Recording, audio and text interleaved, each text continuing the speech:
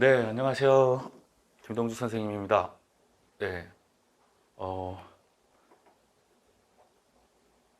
코로나를 뚫고 강의를 들으러 오셔서 고생이 많으십니다. 저도 마스크 끼고 하려니까 쉽지가 않아요. 작년부터 계속 이러고 있는데, 네, 어쨌든 간에 집에서 인강으로 들으시는 분들도 꽤 계시겠죠? 아, 일단 이제 잠깐 오리엔테이션으로 말씀을 드리긴 했는데 다시 한 번만 조금 말씀드릴게요. 인강 듣는 분들을 위해서. 혹시 경영학 공부하신 분 계세요? 이제 제가 아는 분들은 손 안 대셔도 되고, 그리고 제가 질문 드리면 막 이렇게 안 하셔도 돼요. 그냥 이렇게 뭐 고개만 끄덕이시면. 경영학과 있으세요? 경영학과? 오케이. 이렇게 하면 자기만 이렇게 끄덕이면 되고 주변 안 보셔도 됩니다. 네. 그리고 군무원 시험 치셨던 분도 계세요? 아니면 다른 강사분 강의 들었거나 없으세요? 어, 딴 강사 강의 듣다 왔으면 되게 좋은데 비교 확 되거든요. 제 스타일이 어떤지 확 느껴져요. 어쨌든 간에 그러면은 군무원 경영학에 대해서 간단하게 한번 말씀 좀 드려볼게요. 군무원 경영학 같은 경우는요, 특징이 좀 이상합니다. 진짜 핵심이 되는 부분 질문을 막 해요. 질문을 막 하다가요, 시험 문제가 이런 거 나와요. 이런 거. 범위가 동그라미로 이렇게 넘어가기 시작하죠? 그러면요, 진짜 이런 게 나와요. 그리고 이거 나올까? 이거 좀 애매한데 이렇게 우기는 문제 나올 수 있을까? 막 이런 거 나와요. 제가 어떤 게 나왔냐면요, 예를 들면은 여기 페이지, 이 페이지요, 책의 교재에서요, 24페이지 있거든요. 24페이지 보면요, 포터의 가치사슬 모형이라는 게 있습니다. 밸류체인 모델에 대해서 이야기를 하고 있는데요, 여기 보면요, 지원적 활동이라 그래가지고 여기 획득 활동으로 구성된다라고 되어 있고, 여기 화살표 모양으로 되어 있는 거에서도 위에 보면 지원적 활동하고 기업 하부 구조, 인적 자원 관리, 기술 개발, 획득 활동이라고 해서 나오거든요. 근데 제가 이거 얘기하면서 수업 시간에 그런 얘기를 했었어요. 아주 가끔 독특한 교수님이나 교수님이죠, 뭐. 네. 독특한 교수님이 한 분이 들어가시면은 자꾸 이거를 구매 활동, 획득 활동을 갖다가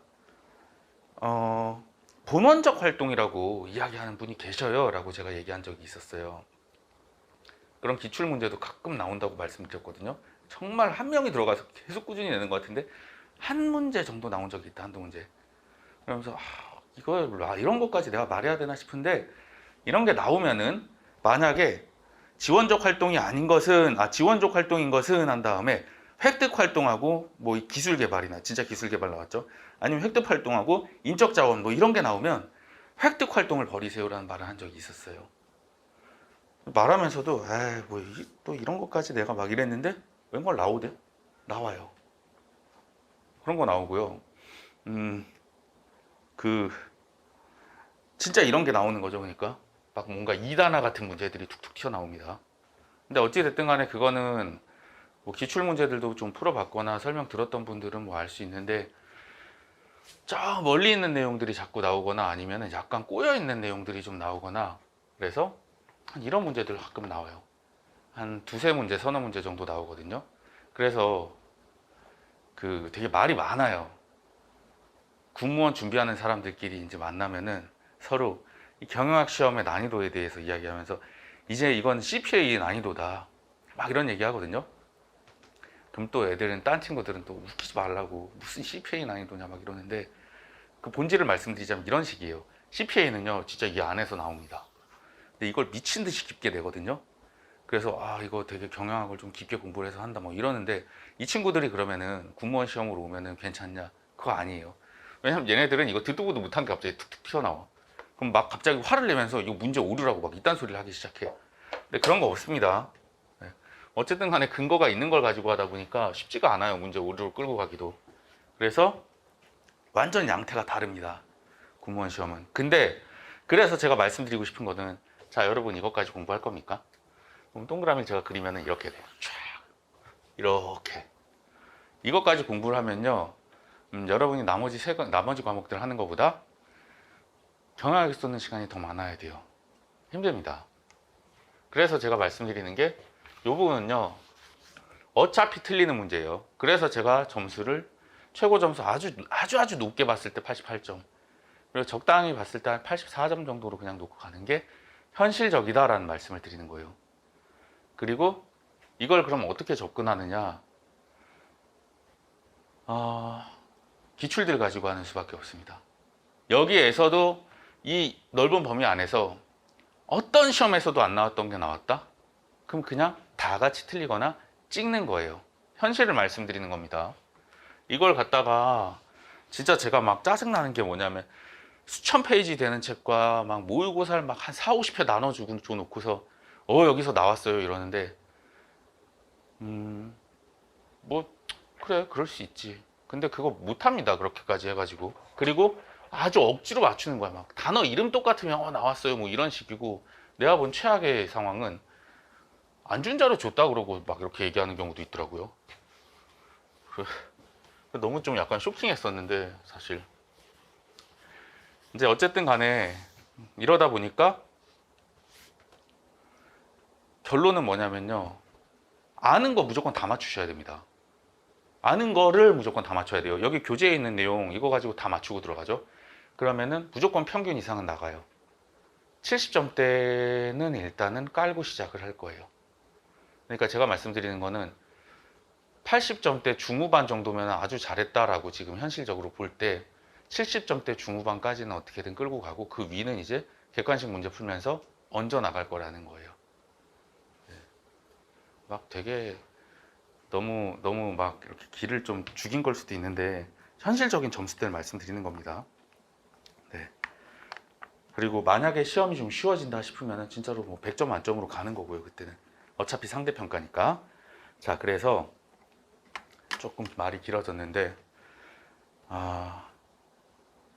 다른 거 너무 많이 보려고 하지 마시고 이 교재에 있는 내용들 위주로 일단은 키워드 제가 말씀드리는 거 다 외운 다음에 살을 붙여나가는 쪽으로 공부를 하세요. 네, 그리고 공부 방법 좀 이상한 것 같다, 나 공부하는데 이해가 안 되는 것 같다라고 하면요, 저한테 무조건 오세요. 와서 물어보시면 제가 방향성 잡아드릴게요. 여러분 본능적으로 이렇게 공부합니다. 자꾸 공부 방법 얘기하는데 경향이 이렇게 순서가 있어요. 파트가 있거든요. 파트가 쭉쭉쭉쭉 있습니다. 경영전략 일반 경영 쪽에서 쭉 나가다 보면 마케팅 나오고 인적 자원 관리 나오고 조직 나오고 생산 나오고 회계 재무 이렇게 쭉 있는데, 이걸 갖다가 이거 하나 미친 듯이 파기 시작하죠. 계속 왔다 갔다 하면서.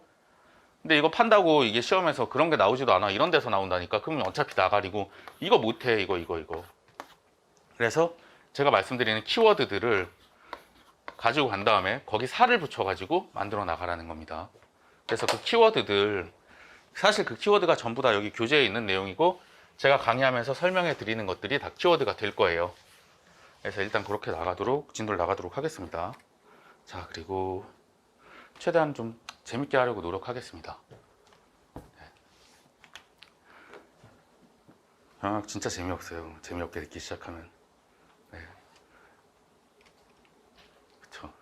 되게 잘 가르치는, 경영학 잘 하시는 강사님 계셔요. 근데 학생들이 미치려고 그래요. 재미없다고. 이게 안 들어온다 그러더라고요. 그래서 어쨌든 간에 최대한 좀 재밌게 해드리려고 노력을 할게요. 자, 일단은 경영학 전반적인 이해에 대해서 한번 말씀드리는데, 경영학 전반의 이해라고 하는데 경영학 역사예요. 역사. 처음 경영학이 대두됐을 때 태동이 있었을 때부터 해서 어떻게 흘러갔는지에 대한 이야기를 좀 하는 거고요. 경영학과 있으시다고 했던 것 같은데 여기서 제가 경영학 뭐냐고 물어보면은 뭐 아무 말 안 하겠죠. 경영학이라 그러면요, 우리가 돈 벌려고 하는, 그냥 적나라하게 말씀드리면 우리가 돈을 벌려고 하는 모든 것, 그리고 조금 거기서 넓혀서 말하자면은 돈을 버는 것뿐만 아니라 조직을 운영하는 모든 걸 경영이라고 부를 수 있을 것 같아요. 제가 사업하다가 한번 거하게 말아먹은 적이 있거든요. 강사분들 대부분 그렇습니다. 사업 한 번씩은 다 하다가 말아먹고 나면은 강의를 해요. 자, 별 얘기 다 하는데 경영학에 대해서 좀 말씀드려 보려고 하는 거예요. 뭘 하려고 그랬냐면요, 제 동생이 카이스트가 아니라 카이스트 나와서 미국에서 교수하고 있거든요. 근데 또 대치동 어머님들은 미국 공대 교수 막 이런 환장을 하셔요. 그리고 제 친구네 형은 또 하버드 대학원 의대 나와가지고 또 의대, 미국에서 의대 교수하고 있어요. 막 껌뻑 죽거든요. 그래서 이 이제 형과 동생을 이용을 해서, 내 동생 너네 형 이용해서 이제 외국 입시를 노려보자. 대치동에 돈이 많으신 분들을 대상으로 해가지고 초고가로 해서 이거 컨설팅 해주고, 내 동생하고 너네 형한테 전화 한 통씩만 받아주면 잠깐만 상담하면 10만 원씩 쏴준다고 하고 해보자. 이걸 했는데, 그러면서 엄청나게 초고가로 해가지고, 또 제 친구가 저기 살아요. 타워팰리스 살아요. 도곡동에. 거기 또 커뮤니티가 있거든요. 커뮤니티 안에서, 거기는 웃긴 게 커뮤니티에 가입을 하려면요, 자기 동호수가 적혀있는 뭐 이런 등본 같은 걸 막 보여주고 해가지고 커뮤니티를 가입을 해야 되는 데들이 많아요. 그냥 클릭해가지고 들어갈 수 있는 게 아니에요. 아니면은 동호회 회장님이 직접 가정 방문을 해요. 이 사람 여기 사는지 보거나. 진짜 폐쇄적이거든요. 그러다 보니까 그 안에서 마케팅이 잘 돼. 괜찮다더라 이러면 엄청 잘 됩니다. 초고가로 가려고 그랬어요. 초고가로 하고 희소성 있게 해야지 라고 전략을 짰어요. 그리고 심지어 이걸 갖다 사업계획서 내가지고 자금 조달까지 받았어요. 네. 근데 대부분의 경우 대출이죠. 대출 아니면은 컨버터블 본드라고 나중에 배울 거예요. 저 뒤에서 전환사채 라는 게 있습니다. 뭐 이단 걸로 해가지고 막 돈을 받고, 당연히 제 돈 태우죠. 주주로서 출자를 합니다. 그냥 쉽게 말하자면 이런 거예요. 은행 가가지고 대출 끼고, 뭐 우리 막 그런 거 얘기하잖아요. 벤처 캐피탈이니 뭐니 막 이런 거, 투자은행이니 이쪽 애들 껴가지고 전환사채하고 우리가 가지고 있는 돈 넣어서 출자하고, 이렇게 해서 자금 조달해요. 그 다음에 사람들 잔뜩 모았어요. 인력 구성합니다. 이때부터 패기가 넘쳤는데 망조가 들기 시작한 거죠. 서울대 애들만 한 10명 모았어. 서울대 애들 10명 모으고, 그 다음에 이제 어드민이라는 경영 지원팀 애들 한 5명 모았어요. 네. 그리고 건물도 되게 괜찮은 데로 옮겨가지고 했는데, 그리고 나서 이제 마케팅 시작한 거죠. 그때는 인스타 이런 거 말고 페북으로 했어요. 페북, 그리고 홈페이지, 그리고 카페, 이렇게 해서 운영했었거든요. 그리고 나서 이제 교재처럼 그 뭐라 그래야 되지? 커리큘럼 같은 것들을 만들기 시작했어요. 커리나 교재 같은 거 만들어서 이제 서비스를 제공을 하기 시작했는데, 그리고 AS 들어가고, 네. 그리고 그 과정에서 계속 일어나는 게 뭐냐면, 네. 제가 벤처 캐피탈 쪽에서 돈 가져왔다 그랬잖아요. 얘네들 계속 요구하는 게 회계감사 받으래요. 매년 회계감사 받고 보고서 쓰고 그런 거 작업합니다. 재무제표 보면은 와, 장난 아니에요. 돈 들어가는 건 많은데 매출이 하나도 없으니까 마이너스 막 이러면서 계속 마이너스 치면 자본 잠식이라 그러거든요. 자본금 다 까먹기 시작하면 막 그런 거 일어나기 시작하는데, 웬걸? 왜 망했냐면요, 서울대 10명 이 친구들을 데리고 와서 했는데, 일단 동생이 너무 바빠. 동생 전화하면 막 짜증내. 막 나중엔 막 승질내더라고요. 10만 원 사실 푼돈이었다 이러면서. 그럼 20만 원 달라 그러지 그랬냐 그랬더니, 아니 형한테 그러기 좀 그렇잖아 이래서, 너 때문에 내 사업 다 망했다고 막 싸웠거든요. 뭐 그렇게 막 엄청 망하진 않았어요. 남의 돈으로 해서. 자, 어쨌든 서울대 10명 친구들이 외국에 가본 적이 없대, 아무도. 근데 왜 이런 미친 짓을 했는지 모르겠는데 얘네들이 설명을 그냥 잘할 거라고 생각을 했나 봐요. 저도 어릴 때니까 뭐. 네. 그래서 AS 하는데 이게 터져버린 거예요, AS에서. 그리고 교재 같은 것도 마음에 안 들었나 봐. 아웃풋이 좀 나오긴 했었는데, 어찌됐든 그래서 다 말아먹고 왔는데, 자, 중요한 건 그게 아니야. 제가 왜 강의를 하게 됐는지라든가 뭐 이런 건 아니고요. 지금 잘 삽니다, 지금은. 이게 기업이 흘러가는 거잖아요. 처음에 머리에서 아이디어가 나왔어요. 이렇게 하면 괜찮을 것 같아 라고 아이데이션 되고요. 그 다음에 돈 땡겨 옵니다. 돈 땡겨 오고 나면 사람들 구성하기 시작해요. 그리고 사람이 많아지면은 뒤에서 사무 일을 봐주는 백오피스가 필요합니다. 백오피스 데리고 오고요. 얘네들 데리고 오면요, 각자가 앉아서 그냥 일하지 않아. 겁나 놉니다. 제일 최악은 카페 운영하시는 분들 제일 많이 느껴요. 카페 운영할 때요, 막 되게 이쁘고 착하고 막 이런 모든 애들을 다 뽑으려고 그러죠. 그럼 일단 돈을 되게 많이 줘야 돼. 왜냐면 다 데리고 가려고 그러거든. 그리고 선남선남을 뽑아놨더니 이것들이 사겨. 그리고 헤어져. 그리고 또 다른 사람을 사겨. 그리고 또 헤어져. 그리고 다 같이 퇴사를 합니다. 제 친구가 카페에서 갑자기 3명이 사라졌다는 거예요. 4명이 일을 하고 있는데. 왜 그랬더니 삼각관계라서 셋이 다 그만둔다고 문자가 왔어. 아침에 하루 종일 거기 가 있는 거예요. 원래 휴가 가려고 그랬는데. 뭐 이런 식입니다. 인력 구성하는 거죠. 인적자원 관리예요. 그리고 플러스 조직 운영이에요. 조직 관리해야 돼요. 네. 나중에 회사 들어가 보시면 알겠지만 인사가 만사라는 말이 뭔지 알게 될 겁니다. 이거 잘하면 그만이에요. 솔직히 말하면. 현실입니다. 왠지 아세요? 마케팅 있잖아요. 페북 홈피 막 카페 뭐 이런 거에서 마케팅하고 하는 것도요, 잘하는 놈 쓰면 그만이긴 해. 사실 잘 뽑아서. 마케팅도 내가 합니까? 뭐 다 내가 합니까? 뭐 나는 뭐 막말로 제가 아는, 이제 제가 세무 업무도 같이 해요. 컨설팅이라든가. 제 클라이언트 분 중에서는 그 미대를 나온 것도 아니고 디자인 같은 걸 하는 것도 아닌데, 이분이 아무것도 할 줄 모르거든요. 진짜 아무것도 할 줄 모르는데 하나 할 줄 아는 게 실행력이 겁나 좋아요. 실행력이 너무 좋아서 어떤 짓을 하냐면, 이거 괜찮을 것 같은데 라고 하면서 로고 업체를 만들었어요.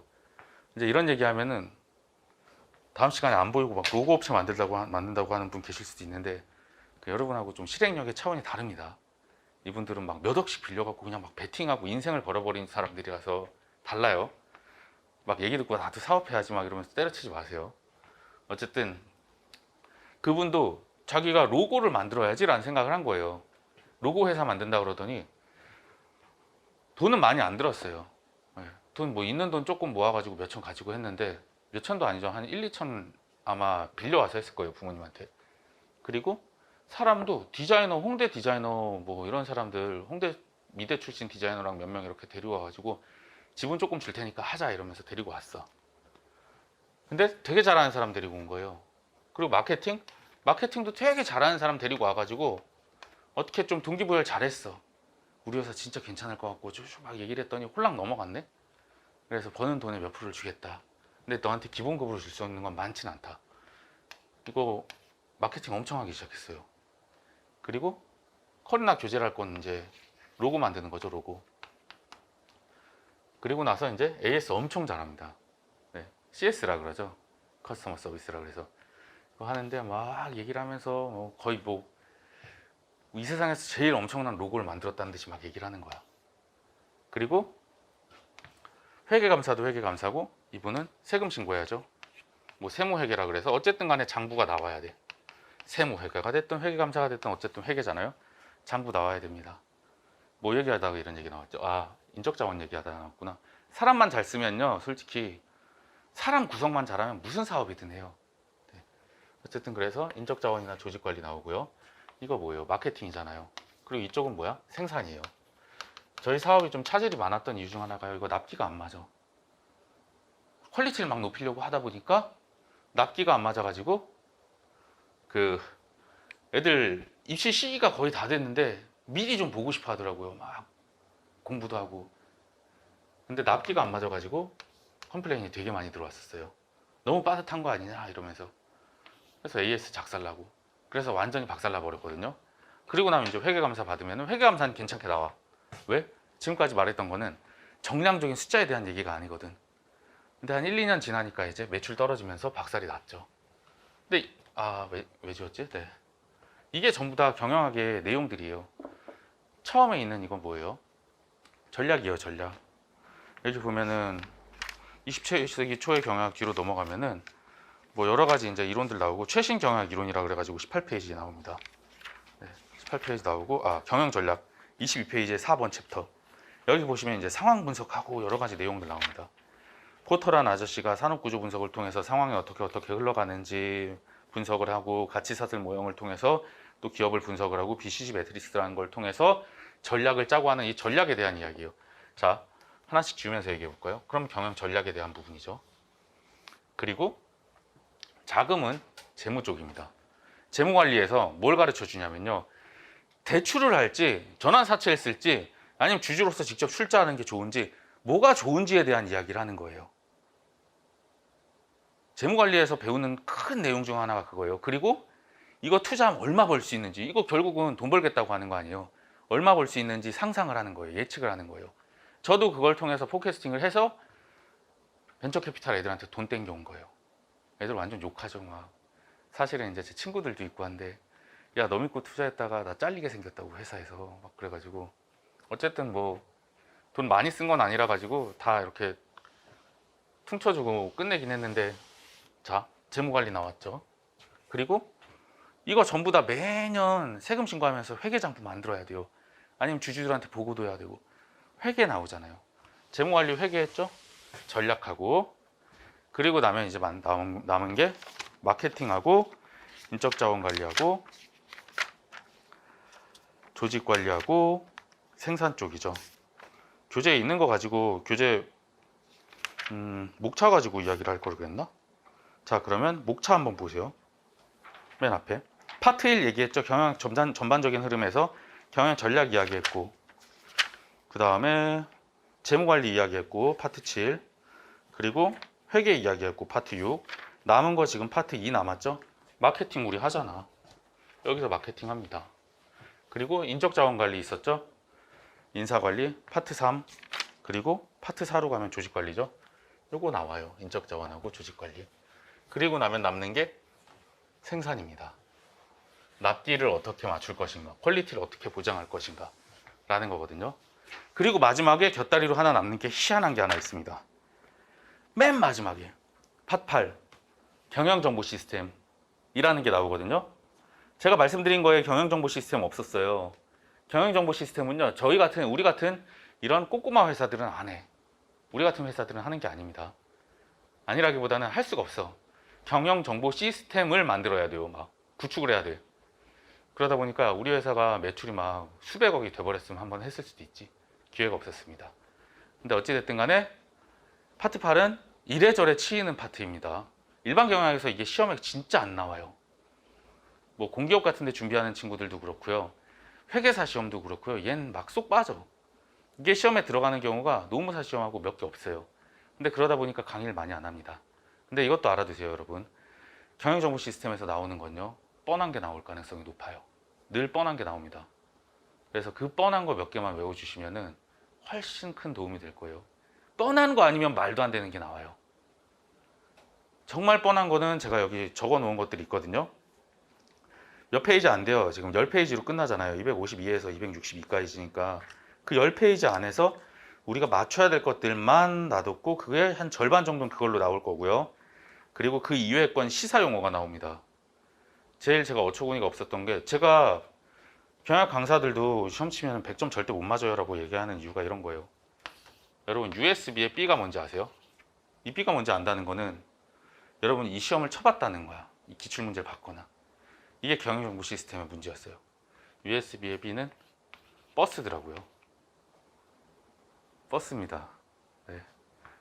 뭐 어쩌라는 거야, 나보고 이런 걸 가지고. 네. 경영시험 치면 무서운 게 뭔지 아세요? 저도 이제 시험 치러 가끔 들어가는데 모자 빡 눌러 쓰고 갑니다. 왜냐면 이걸 봤는데, 시험에 나왔는데 학생이 막 달려와서 선생님 이러면서 버스예요 뭐예요 물어보면 내가 어떻게 알아. 저 막 미친 듯이 뛰어나가요. 그래서 이게 현실적인 부분이 좀 있어요. 경영정보 시스템은 근데 이거 이외엔 나오는 것들만 나와요. 반반입니다. 그래서 나머지 반을 무조건 맞춰야 되는데, 네.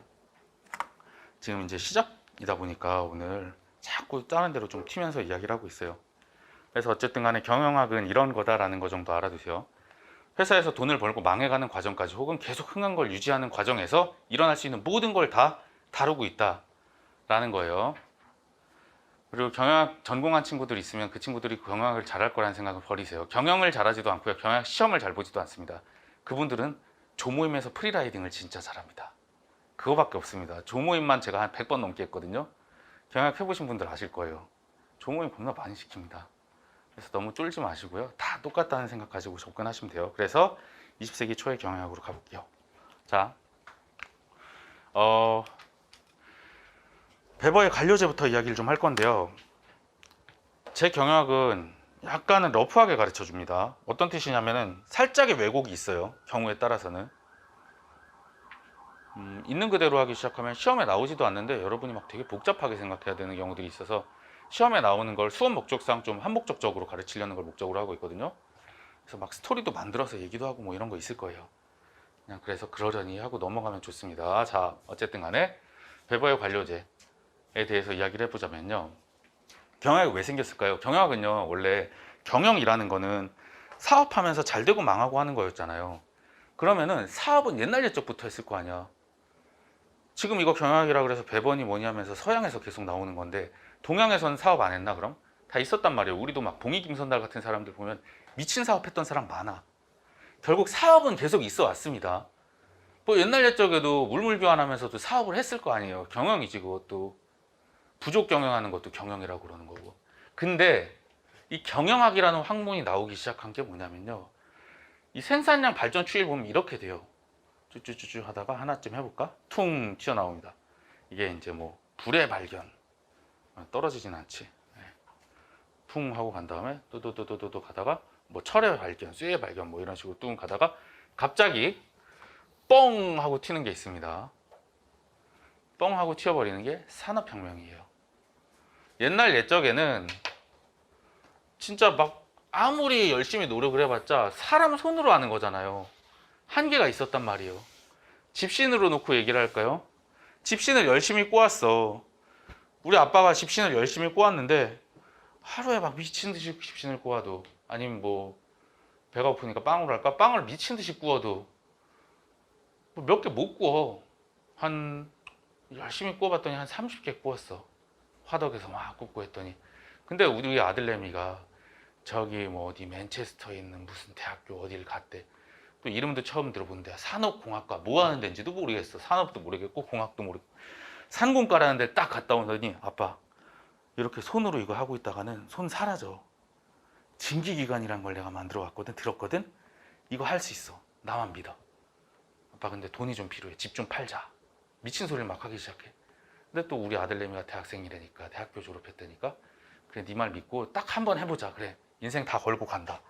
그리고 집신 기계를 만들기 시작하네요. 집신 기계를 만들고 막 거기에다가 집신 기계에다가 증기기관으로 불을 막 때우기 시작하니까 막 칙칙폭폭 하더니 막 집신이 미친 듯이 튀어나오기 시작해. 이거 내가 생각한 게 아니야. 내가 상상한 거랑 차원이 다른 거야. 내가 미친 듯이 집신을 만들고 빵을 굽고 하면 막 빵으로 하자. 빵 30개 나와요. 근데 이 기계를 썼더니 30개가 아니야. 많이 나온다 이러는데 1시간 만에 30개가 나와. 그러더니 더 빨리 나오기 시작해. 300개가 나와. 이거 내가 감당이 안 되는데? 400개, 500개, 600개. 야, 이거를 살 수 있는 사람은 있을까? 막 이런 상상이 들어. 우리 동네 사람들이 100명인데 자꾸 왔다 갔다 하니까 집신 합시다. 집신 600개야. 오늘 하루에 600개가 나왔어. 그럼 이걸 얘네한테 어떻게 팔지? 내일도 나올 건데 600개가? 그럼 얘네 보고 매일매일 신발을 바꿔 신으라 그러나? 막 미치겠는 거예요. 이거 어디다 팔어? 막 이런 얘기를 하니까 아들이 그러는 거예요. 나도 이렇게 될 줄 몰랐는데 이거 큰일이다. 이거 멀리 가서 팔아야겠는데? 어떡하죠? 얘기를 하면서 그럼 이제 여기 이 정도까지 머리가 돌아가 사람들이. 일단 들 수도 없어. 이 집신을 600개가 나왔잖아. 그럼 야, 사람들 좀 일단 데려와봐. 이거 좀 옮기자. 창고에 옮기자. 사람들을 막 데려오기 시작합니다. 사람들도 보고 놀라. 와 얘네 부자 됐네. 대박이다. 막 이런 얘기를 하더니 옮겨달라는데 구경을 하고 있어. 얘네들이. 그리고 가서 팔라 그랬어. 그래서 그러면은 우리 동네 안에서 팔 수가 없으니까 저 멀리 가서 좀 팔아봐. 저 멀리 가면은 도시에 가면 사람들이 10,000명이 살고 있대. 야 10,000명한테 600개 파는 건 할 수 있겠지? 너네들 한번 마차를 내가 빌려올 테니까 마차 타고 가가지고 한번 팔아볼래라고 했는데 마차를 타고 가긴 했어. 근데 안 와. 10,000명한테 600개 어떻게든 팔 것 같은데 다음 날도 안 와. 한 일주일 돼서 왔어. 일주일 돼서 와가지고 하는 얘기가 600개 팔았으면은 하나에 뭐 100원씩이면 6만 원을 가지고 와야 되는데 한 3만 원 주면서 한다는 소리가 이게 파는데 참 오래 걸렸고 경비도 있고 우리가 밥 먹는데도 돈을 썼고 뭘 했고 해가지고 이거 남았어. 그래도 너 진짜 많이 벌었다 이러면서 돈을 주는 거야. 그럼 이제 아빠는 빠기치기 시작하는 거지. 왜? 아니 나는 600개를 갖다 주고 100원에 팔면 6만 원 가지고 올 줄 알았는데 니들이 돈 아무리 많이 써봤자 한 5만 5천 원 가지고 오겠지라고 생각을 했는데 웬걸 하루 이틀이면 다 팔고 올 걸 갖다가 한 일주일 걸리기 시작하는 거야. 일주일 걸리고 돈은 돈대로 미친 듯이 쓰고 이거 뭔가 이상하다. 너네들 왜 이렇게 게을러? 라고 생각을 하면서 이 게으른 걸 어떻게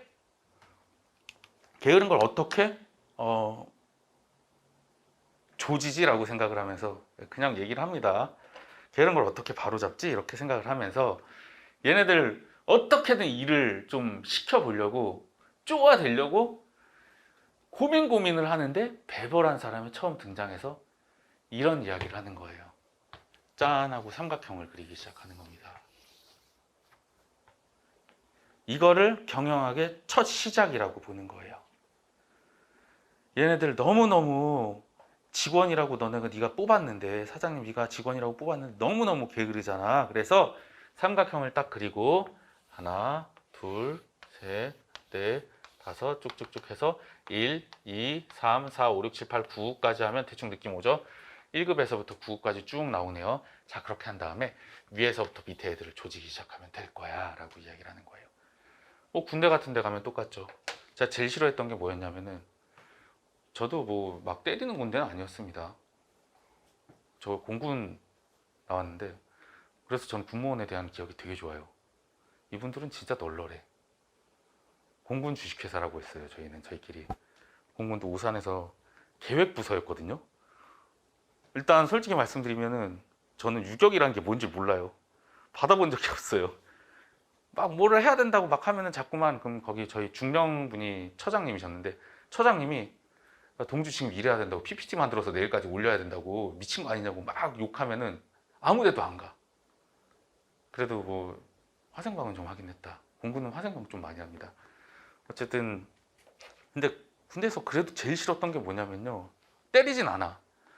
근데 꼭 이거래요. 제가 막내로 갔는데 제일 싫었던 게 한 일주일 후면 전역하는 아저씨가 갑자기 제가 뭘 잘못했대요.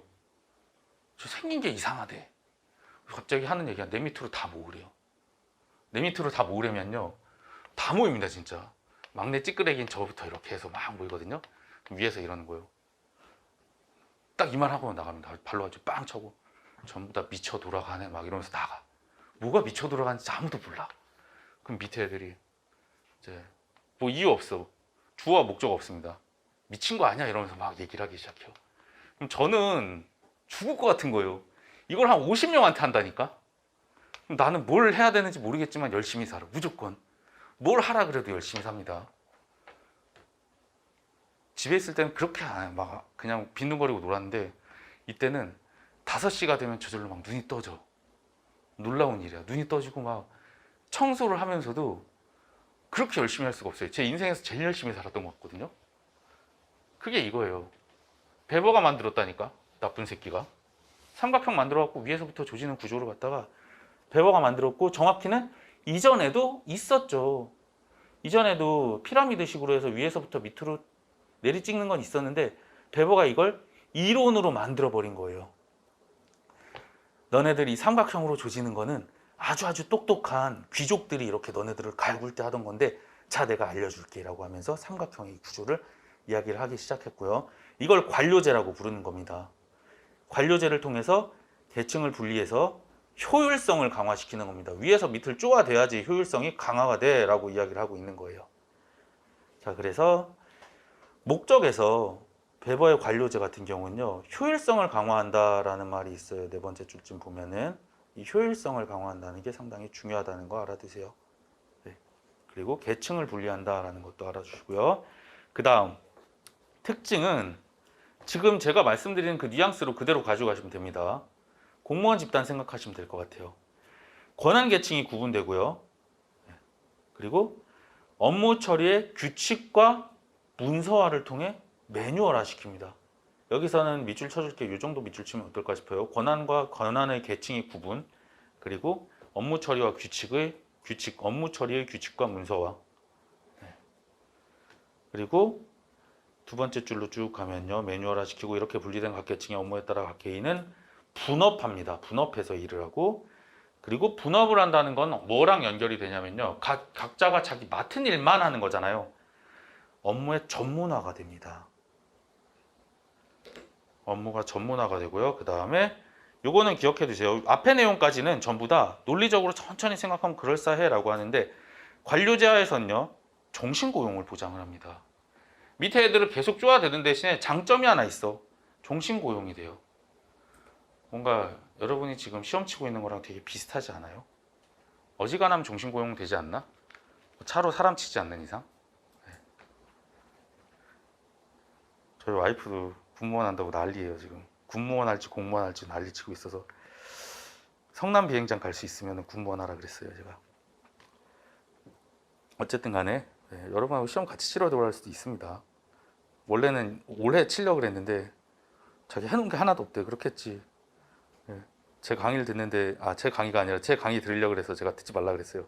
와이프 험담을 하도 많이 해가지고 수업 시간에 딴 거 돈 주고 끊어줬는데 제가 더 많이 봤어요. 저 강사 어떻게 가르치나 이러면서 베끼려고.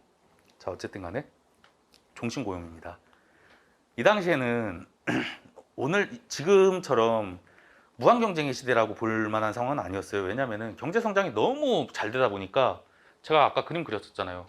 조금 올라가다가 산업혁명 기점으로 확 올라가기 시작하다 보니까 배분할 게 너무 많은 거야. 나눠줄 수 있는 것도 많고 이 당시에는 좀 좋았어요. 쉽게 말하자면 우리가 IMF 터지기 전 느낌 정도로 보시면 돼. 그거보다 훨씬 좋은 거지. IMF 전에는 어땠는지 아세요? 롯데리아 같은 데 가면요 문을 열어주는 사람도 있었다니까. 진짜 좋던 시절이었어요. 어떻게 보면 모든 사람들이 하하호호 하면서 일하던 시절이었지. 근데 이 당시도 그런 거예요. 관료제 이제 이야기하기 시작할 때도. 그러다 보니까 종신고용을 보장할 수 있었고 종신고용을 해준 거죠. 네. 근데 문제는 뭐냐면은요. 이 관료제라는 게요. 계속 발달하게 되면요. 어쨌든 간에 계층 간의 구분이 되게 뚜렷해집니다. 우리 부서하고 난 우리 부서에서 우리 부서의 일만 계속 하는 거예요. 분업이 돼서. 나 이거 전문가야. 근데 다른 부서에 대해서 무관심해지는 거예요. 딴 부서에서 무슨 일이 일어나면 난 내가 맡은 일 하는 건데. 그런 부분이 좀 있습니다. 그리고 계층 간의 구분이 뚜렷하다는 거는 이렇게 좌우 간에 이런 구분도 있겠지만 위아래 간의 계층이 뚜렷해지기도 합니다. 그래서 윗사람이랑 아랫사람에 대한 경계가 너무너무 명확해지다 보니까 조직이 좀 경직적이어져요. 군대 가면은 남자분들은 많이 느끼실걸요? 근데 여자분들은 이제 눈으로 보지는 않았으니까 특히나 여러분은 이제 사무직 쪽으로 많이 가잖아요. 사무직인 거죠, 어떻게 보면은. 그렇게 들어가다 보면요. 희한한 거 많이 보십니다. 이렇게 소위로 들어온 사람이 이거는 신신당부 해가지고 누가 가르쳐 주는 건지 아니면 어떻게든 교육을 받아서 그런 건지 모르겠는데 잘 안 그러는데 한두 명씩 있어요. 소위로 들어오셨는데 뭐 나이 좀 많으신 상사분이나 아니면은 원사 뭐 이런 분들한테 뭐 밥은 먹었어? 막 이렇게 물어보는 거예요. 되게 이상한 겁니다, 그거.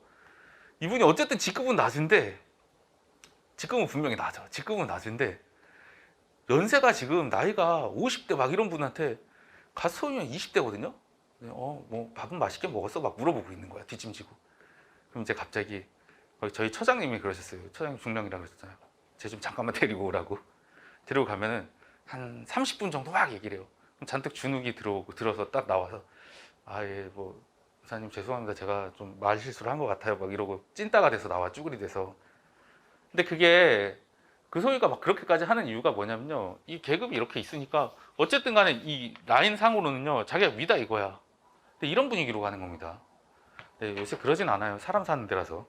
근데 어찌됐든 간에 조직 문화가 되게 경직적이어지는 겁니다. 왜냐하면 1급이 2급보다 높고 2급이 3급보다 높고 3급이 4급보다 높고 이런 걸 숫자로 다 얘기를 하고 있으니까 경직적이어지죠. 그러다가도 어느 순간 되면 어떻게 되는지 알아요? 막 한 나이 많은 막 원사분들하고요 한 대위 정도 되는 분이 진짜 파이트가 붙을 때가 있어요. 뭐가 너무 안 맞아가지고 그때는 막 질러버립니다. 그때는 뭐 당신이 내 미치고 뭐 어쩌고 하면서 난리가 나는 경우가 가끔 있는데 이제 그럼 저희 다 도망가죠. 조직 문화가 좀 경직적이어져요. 그리고 타 분야에 대해서 말씀드렸죠. 무관심해집니다.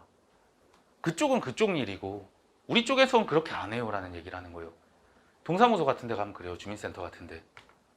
민원실에 가가지고 아니 저쪽에서는 이렇게 말하고 우리 쪽에서는 이렇게 말하면 어떻게 돼요? 그럼 그건 거기 가서 따지고요. 우리 쪽에는 이렇게 처리해요. 라고 얘기를 해버립니다. 타 분야에 무관심해지고요. 그러다 보니까 환경 변화에 대한 대처도 느려요. 관료제 같은 경우는 딱딱해요. 공무원 집단 생각하시면 돼요.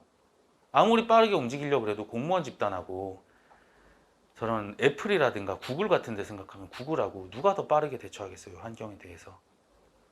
환경 변화에 대처 느린 편이고요. 그리고 조직 규칙과 계층에 더욱 신경 쓰는 목적 전도 현상이라는 거 꼭 알아두세요. 앞의 내용들은 다 이해하고 넘어갈 수 있는데 목적 전도 현상은 무슨 말인가 하는 생각이 들 수가 있어요. 조직 규칙과 계층에 더 신경을 쓰는 거예요. 업무에 대한 관심이 있는 게 아니라 이 자리에서 내가 어떻게 윗사람들한테 잘 보이는지 아니면 여기에선 이런 룰을 지켜야 되는데 내가 그 룰을 지키고 있는지에 대해서 관심이 더 있는 거야. 제 친구도 교직원 하고 있는 친구가 있는데 얘가 저랑 결혼한다고 청첩장 주기로 해서 만나기로 했는데 안 나오는 거예요. 안 나와서 왜 안 나와? 이랬더니 자기가 떡을 돌리고 있대. 떡을 돌리고 있는데 이 떡을 언제 나눠줘야 되냐면 규칙이 있대. 이 조직에 부서에 부서장이 있을 때 나눠줘야 된대. 인사라고. 안 그러면 떡을 들고 계속 기다려야 된대.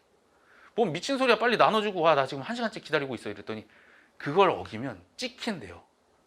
진짜 힘들대요. 그래서 결국은 한 3시간 기다렸더니 외근 나갔다가 외근인지 뭐 놀다 오셨는지 그 부서장님 오셨어요. 부서장님 오셔서 그때서야 떡 주고 나오더라고. 그러니까 윗사람 되게 신경 쓰는 거예요. 그런 구조 같은 것들. 계층 구조 엄청 신경 쓰고 윗사람들 신경 쓰는 게 목적 전도 현상입니다. 업무가 아니라 이 조직 안에서의 규칙이라든가 계층에 대해서 집착하게 되는 게 이 목적 전도 현상이고요. 그렇기 때문에 마지막에 이런 이야기가 나옵니다. 개인의 인격을 인정하지 않는 비인격성에 대한 비판을 받게 된다.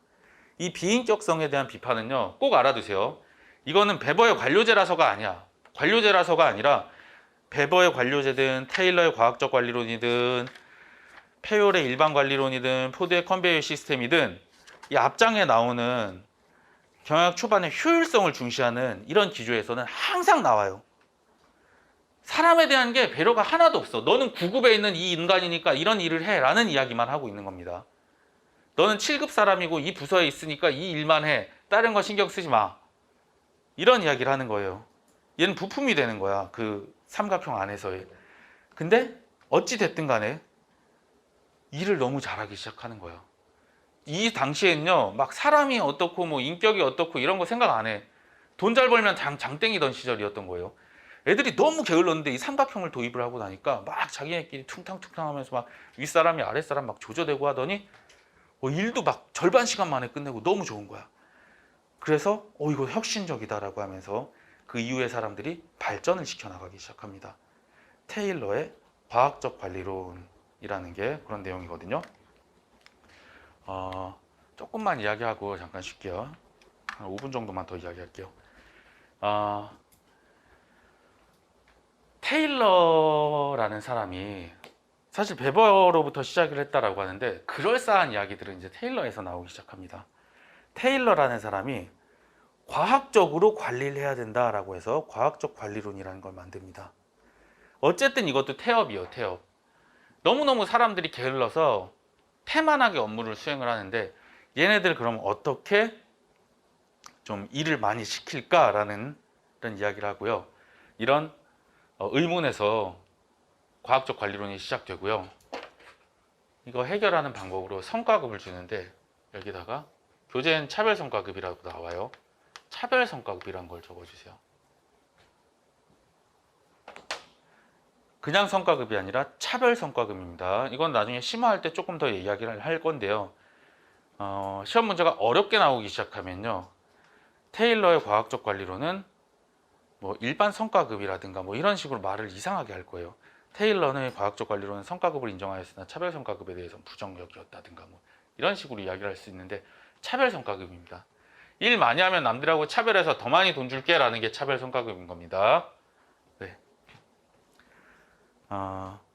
간단하게 히스토리를 말씀드려보자면 여기까지만 얘기해 드리고 쉴게요. 테일러는 이렇게 이야기를 합니다.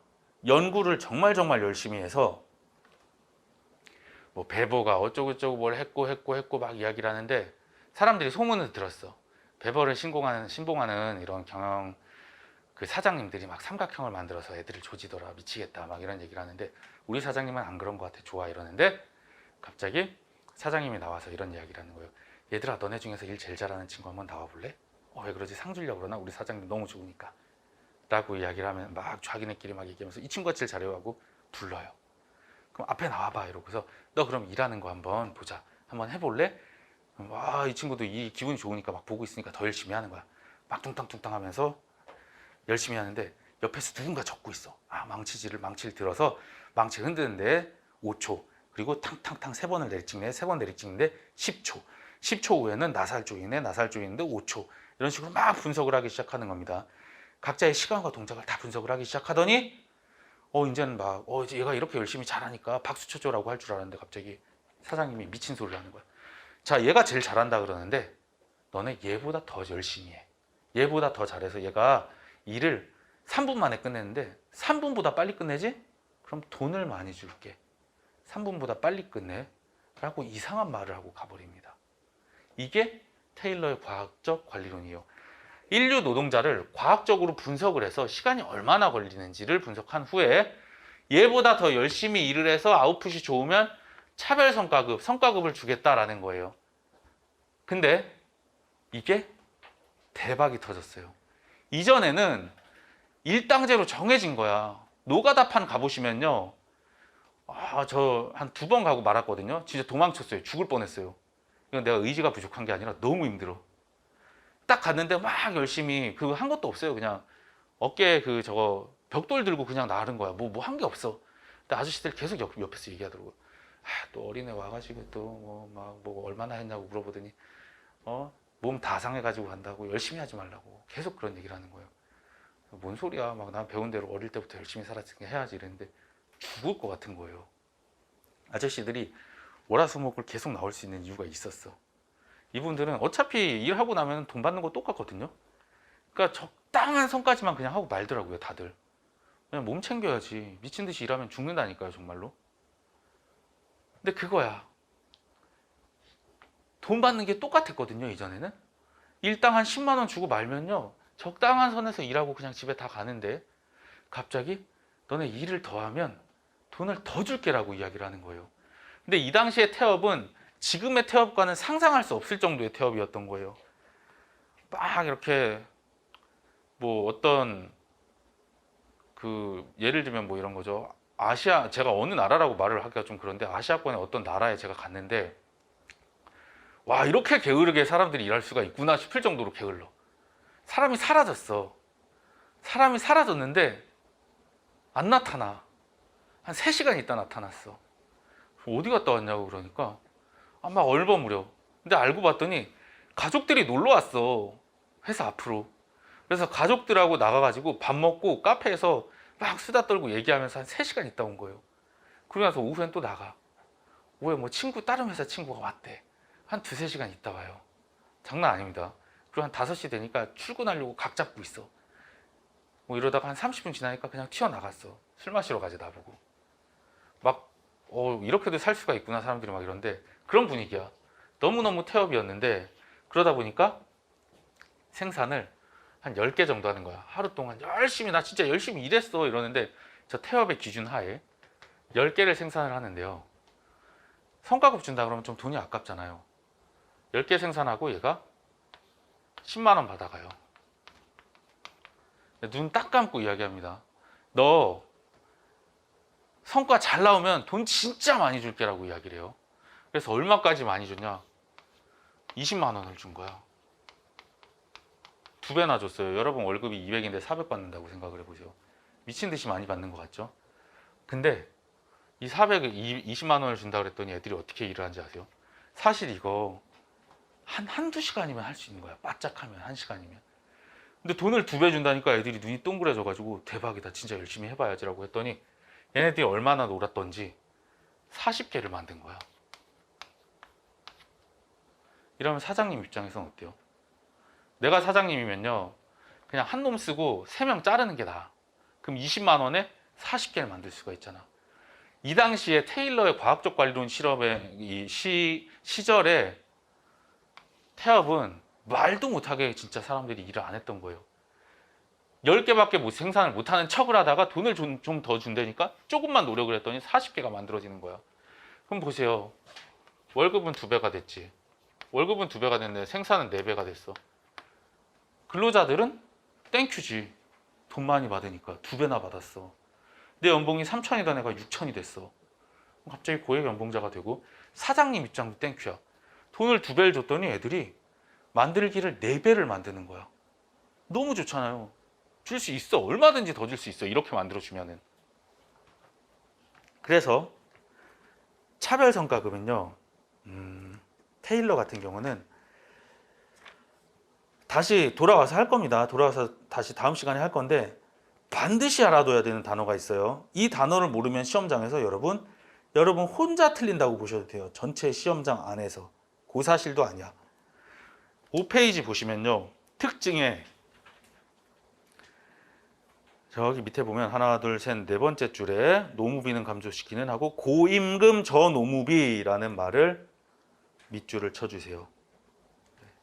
고임금 저노무비. 노무비라는 말은요. 노무비란 말이 뭔지 좀 헷갈리실 것 같아서 적어놨을 거예요. 네, 이렇게 기억해 두세요. 이게 제일 직관적이야. 생산량 한 개당 투입 인건비. 쉽게 말하면 개당 인건비예요. 개당 인건비. 얘는 개당 인건비를 의미합니다. 개당 인건비가 얼마예요? 10만 원 들었어요. 10개 만드는데. 그럼 노무비는 10,000원이죠. 1만 원 퍼 개예요. 하나 만드는데 10,000원이야. 근데 이때는 어떻게 돼요? 20만 원 줬더니 40개 만들어. 그럼 노무비는 5,000원이죠. 5,000원 퍼 개. 하나에 5,000원 드는 거예요.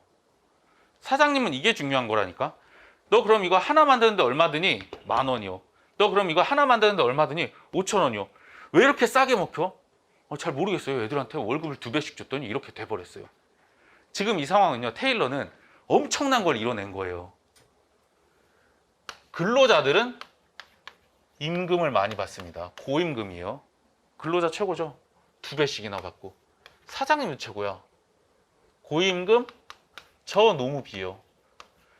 개당 인건비가 더 떨어졌어. 절반으로 떨어졌어. 양쪽 다 좋은 일이 벌어진 거예요. 왜? 이전엔 그 정도로 너무너무 일을 안 했던 거지. 조금만 더 노력을 해도 이렇게 좋은 결과가 나온 거예요. 그래서 둘 다 좋은 일이 벌어지는 겁니다. 임금이 높아지고 근로자도 좋고 사장님도 좋고. 그 이유가 뭐냐? 생산량이 폭발한 거예요. 증대 뭐 이런 말 안 할게요. 진짜 폭발이니까. 생산량이 폭발해버린 거예요. 그러다 보니까 돈을 많이 주고 사장님도 노무비가 줄어드는 거예요. 개당 인건비가 줄어드는 기적이 일어난 겁니다. 테일러가 근데 똑같아요. 이것도 테일러가 이렇게 이런 논리를 폈던 건요. 너 돈 주면 일하잖아 라는 마인드가 있었던 거예요. 돈만 주면 무조건 일하는 거 아니야? 너네들 돈 2배 준다 그러면 솔직히 말해봐. 더 일할 거지? 라는 거예요. 마치 자판기에 돈 집어넣으면 아웃풋이 막 튀어나오는 뭐 이런 그 캔커피 같은 거 나오는 것처럼 이렇게 생각한 거야. 네 입에다가 돈을 막 쑤셔 넣으면 네 손이 막 알아서 뭐 물건을 만들겠지? 라는 걸 전제 조건으로 깔고 들어가는 겁니다. 뭐 돈 아무리 많이 준다 그래도 오늘은 뭐 여자친구 부모님 만나러 가야 돼요. 저도 결혼해야죠. 뭐 아니면 남자친구 부모님이 시부모님이 보자 그러셔가지고 아니면 애기 생일이라 가지고 오늘 안 돼요. 뭐 이럴 수도 있잖아. 근데 그따 대고 막 돈을 쑤셔 넣는 거야 입에다가. 아니 돈을 주겠다는데 일을 안 해? 미친 거 아니야? 이게 테일러의 마인드인 거예요. 그러다 보니까 무슨 얘기가 나오냐? 인간 없는 조직이라는 말이 나와요. 사람의 심리적인 요인 무시하고 인간에 대한 거 생각 안 하고 이런 이야기를 하는데 그거 앞에서 배버에서 이야기했던 거잖아요. 계속 20세기 초의 경영학은 계속 사람에 대해서 너 돈 주면 일하는 거잖아. 돈을 주니까 일을 해라고 이야기를 해요. 그리고 그걸 뭐라고 이야기를 하냐? 경제적 존재라고 해요. 경제적 존재는 돈을 주면 일을 하는 존재다. 라는 게 경제적 존재라고 보시면 돼요. 근데 조금 부정적이잖아요. 사실 이렇게 보면. 이런 단점이 있는데 다 필요 없다니까요. 이런 단점이 문제가 아니야. 왜냐면 이거 받아들이는 사람 입장에서는 대박인 거지. 고임금 전용비가 됐다니까. 얘도 좋고 얘도 좋은데 누가 뭐라 그래. 기본적으로 이런 일 겪는 사람, 심리요인 무시당하고 뭐 이런다는 사람 몇 되지도 않아. 1000명 중에 1명 될까 말까인데. 그리고 일단 사장님들이 너무 땡큐잖아. 그러다 보니까 이게 계속 발전되기 시작합니다. 이 효율성을 조금 더 극대화해야지라고 해서 사람들이 발전 승계를 하기 시작하거든요. 근데 여기서 제일 중요한 건 뭐냐면요. 결국은 경영이라는 게 뭐예요? 이윤 추구예요. 기업의 목표는. 돈 많이 남기는 게 좋은 거고 이 생산량이 폭발했다는 게 관건이거든요. 생산량이 늘어나니까 진짜 좋은 거야. 모든 게 그래요. 동업을 하든 회사를 굴리든 뭐 직원을 쓰든 물건 잘 팔릴 때는 그냥 인기 뭐 최고야. 막 돈도 막 쫙쫙 뿌리고 괜찮지. 생산량이 폭발했잖아요. 모든 게 해결돼. 그리고 그게 점점 뒤로 갈수록 막 극단적으로 가다가 마지막에 터져버리는 게 뭐냐면요. 9페이지에 포드 컨베이어 벨트 시스템이에요. 컨베이어 시스템 보시면요. 선을 넘어갑니다. 9페이지에 양가로 2번 보시면은 제목 보세요. 컨베이어 시스템을 보면 컨베이어 시스템을 통한 저가격 고임금을 실현해요. 임금은 많이 주는 거 맞아. 그리고 사장님도 노무비 적은 거 맞는데 생산량이 미친 듯이 폭발해 버리니까 어디까지 가냐면 이게 소비자한테까지 여파가 생기는 겁니다. 저 노무비로 해주는 것도 맞고 한데 생산량이 너무 많으니까 자동차가 옛날에는 자동차 한 대를 고종 황제한테 선물로 주면 고종 황제가 막 너무 감사해갖고 막 덩실덩실 춤을 추던 시절이 있었어요. 100년 전만 해도 그랬던 거예요. 근데 그게 이제 막말로 이제 그 SUV 소형 SUV 미니 저거 해서 경영으로 나오는 거 800이면 산다 그러대. 7, 800이면 산다 그러는 것 같던데 가격이 그렇게까지 떨어진 거예요. 노력하면 살 수 있어. 다 누구나. 그래서 저 가격까지 간 거예요.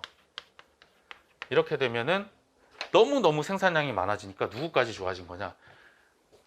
근로자 좋아지고 사장님 좋아지고 소비자까지 좋아진 거예요. 생산량이 미친 듯이 폭발하니까. 그게 포드에 이르러서 정점을 찍은 게 저 가격까지 간 겁니다. 근데 뭐냐, 이제 이때부터는 이제 포드란 사람까지 가면요, 이제 마탱이가 가기 시작합니다. 밑에 보시면요, 뭐 내가 사업을 하고 있는 건 사회에 대한 봉사라는 이러면서 뻘소리를 하기 시작해요. 뭐 난리도 아니거든요. 그러면서 포디즘이라느냐 하면서 이런 이야기가 9페이지 밑에 있어요. 근데 이 이후로 이때 이제 포드가 컨베이어 벨트 시스템을 만들었고요. 이 컨베이어 벨트 시스템은 얼마나 효율적인 거냐면요. 지금도 네이버에다가 컨베이어 벨트 시스템, 컨베이어 이렇게 치죠. 중고나라에도 팔고 있고요. 아직도 팔아, 컨베이어 벨트는. 이 효율성은 어떻게 해도 이길 수가 없어, 이 효율성은. 근데 문제는 뭐냐면 뉴스에도 나옵니다. 컨베이어 벨트 계속 돌아가는데 그 벨트에서 졸다가 팔 들어가가지고 팔 잘리고 꾸벅 졸다가 아니면 뭐 거기 뭐 부품 떨어져가지고 주스려고 하다가 머리 끼어서 죽고 죽는 사람이 그렇게 나오는 거야. 지금은 이제 막 산업재해 관련해가지고 법이 엄청나게 빡빡한데도 그런데 이 당시에 1900년대 초반에는 어땠겠어요? 1900년대 초반에는 그냥 막 죽어나가는 거야, 사람들이. 뭐 근로조건이 좋았겠어요? 미친 듯이 그냥 일만 시켰겠지? 그래서 막 죽어나가기 시작하니까 사람들이 이거를 느끼면서도 너무너무 좋다. 정말로 호황이고 세상이 너무 좋아졌다라고 느끼면서도 이거 좀 아닌 것 같은데? 사람들이 이렇게 죽는 게 맞나? 사람들이 이렇게 부품처럼 일하고 항상 집에 가면 녹초가 돼서 돈 준다고 이렇게 생활하는 게 맞나? 라는 생각이 드는 겁니다. 그런 생각을 하게 되면서 이거 아닌 것 같아라고 포드 생산 증대 이후의 시대가 등장하는 거예요. 12페이지 보시면 나오죠. 그때부터 너네 진짜 사람 돈 주면 일하는 기계로 보지 마. 사람 자체에 대해서도 좀 생각을 해봐. 너네들이 돈을 안 주더라도 얘네들의 기분이 좋게 얘네들의 동기부여를 해줄 수가 있어. 얘네들이 인간 자체를 좀 존중을 해줘. 라는 인간관계론 같은 이야기들이 나오기 시작하는 거예요. 그리고 그게 발전해서 이 사람들이 돈만 가지고 움직이는 게 아니라는 걸 명확히 알게 된 이후로 등장하는 게 인사관리 이론, 조직관리 이론 이런 것들이 나오는 거예요. 이 당시에는 챕터 1에서 나오는 포드까지의 시대에서는요.